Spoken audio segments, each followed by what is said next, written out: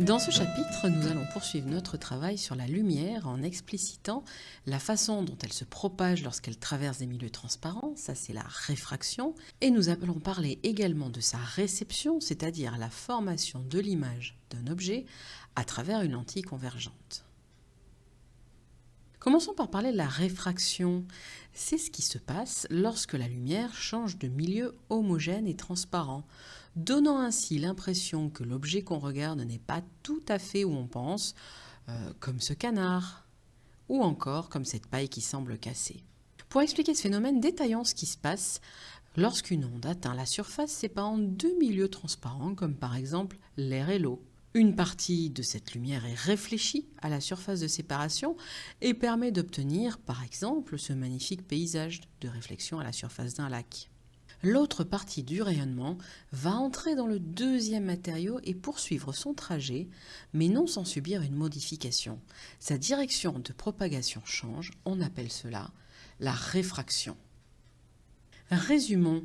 La réfraction est le changement que subit la direction de propagation d'une onde lorsqu'elle traverse la surface de séparation entre deux milieux. On va faire un petit schéma pour expliquer et mettre des mots sur tous les rayons. Voici une surface de séparation entre deux milieux. Le milieu 1 pourrait être de l'air par exemple et le milieu 2 du verre. On trace ensuite la perpendiculaire à cette surface de séparation. Cette droite perpendiculaire, on l'appelle la normale. Voici un rayon lumineux qui arrive à la surface de séparation entre les deux milieux. Il s'agit ici du rayon incident. Ce rayon incident va former un angle d'incidence que j'indique ici et qui se nomme I1. Donc, suivant la règle que l'on vient d'établir, lorsque le rayon incident va passer dans le milieu 2, il va modifier sa direction de propagation. Voici donc le rayon réfracté qui forme un angle I2 avec la normale appelé angle de réfraction. On ne le dessine pas toujours, mais il existe aussi donc le rayon réfléchi dont on a parlé plus tôt. Celui-ci est renvoyé depuis la surface de séparation et il va être ici réfléchi avec le même angle I1 que l'angle d'incidence. Cet effet, donc cette réfraction, va traduire le fait que la lumière ne se déplace pas à la même vitesse dans tous les milieux. Dans l'air ou dans le vide, elle se déplace à la vitesse que l'on connaît, c, 3 × 10 puissance 8 mètres par seconde. Mais dans les autres matériaux transparents comme le verre, le plexiglas ou encore l'eau, elle va moins vite. Faiblement moins vite certes, mais moins vite tout de même. La réfraction ne se fera donc pas de la même façon selon le milieu traversé. Ainsi, dans certains milieux, le changement de direction se fera avec un angle plus grand que d'autres milieux. Alors on peut quantifier cette différence entre les milieux grâce à une nouvelle grandeur que l'on appelle indice de réfraction. Cet indice que l'on note petit n, il est égal au rapport de la vitesse de la propagation de la lumière dans le vide, c'est-à-dire c, sur la vitesse de la lumière dans le milieu qui nous intéresse, v. Les deux vitesses c et v seront en mètres par seconde, ce qui fait que notre indice de réfraction petit n sera sans unité. L'indice du milieu dépend de la nature de ce milieu. Il est toujours supérieur à 1, ceci car en fait c'est dans le vide et dans l'air que la lumière va le plus vite. Lorsqu'elle traverse d'autres milieux, comme l'air ou le verre, comme on l'a dit, elle est ralentie. Ainsi, cet indice de réfraction caractérise aussi à quelle intensité se produit le phénomène de réfraction, c'est-à-dire avec quel angle plus ou moins grand la lumière sera déviée.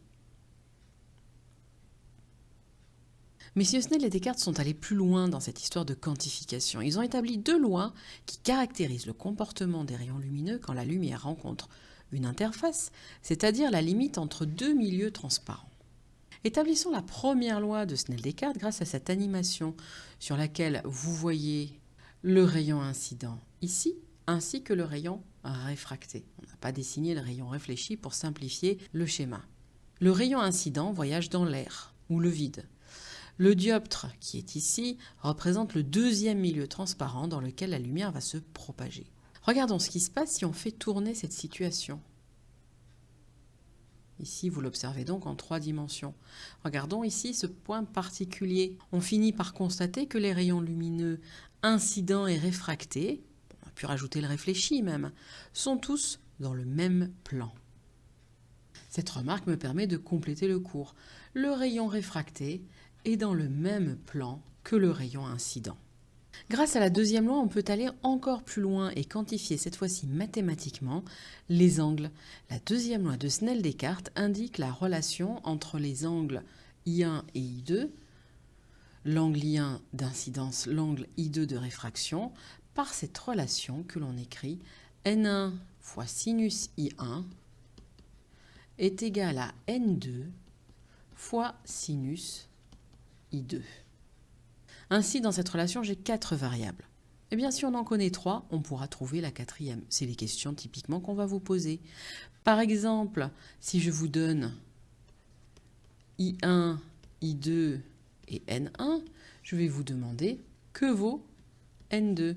Eh bien, pour cela, vous manipulez la relation précédente qui dit que N2 fois sinus I2 est égal à N1 fois sinus I1. On isole N2 et on écrit que N2 est égal à N1 fois sinus I1 sur sinus I2. Connaissant donc les valeurs de I1, I2 et N1, vous êtes capable à la calculatrice de trouver la valeur de N2. La réfraction permet d'expliquer le fait qu'une lumière polychromatique puisse se disperser, c'est-à-dire que l'on puisse voir son spectre visible. Dans certains milieux, l'indice de réfraction peut varier suivant la longueur d'onde. Cela signifie que chaque couleur sera déviée différemment à l'intérieur de ce milieu. Exemple de ce milieu, le prisme.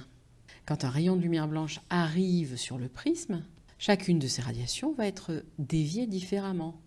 Par exemple, le rouge, qui va être dévié une première fois, puis une deuxième. Mais également de l'autre côté du spectre visible, le bleu va à son tour être dévié, mais plus que le rouge. Et une deuxième déviation ici. Le rouge et le bleu étant les extrémités du spectre visible, les couleurs intermédiaires auront un angle de diffraction intermédiaire, comme par exemple le vert ou encore le jaune. Cela va permettre l'obtention sur un écran du spectre visible, qui va s'étaler ici du rouge jusqu'au bleu en passant par toutes les radiations. Un milieu ayant ces caractéristiques particulières possède un nom. Il s'agit d'un milieu dispersif. Parmi les exemples les plus courants, le prisme bien sûr que l'on vient de voir, mais également la goutte d'eau, responsable lorsqu'il fait soleil de la création d'arc-en-ciel. Les taches d'huile et d'essence sont également des milieux dispersifs. Elles permettent d'obtenir des irisations, c'est-à-dire cette séparation des couleurs, grâce à la superposition d'une couche d'huile dans laquelle se produit la réfraction sur une fine couche d'eau.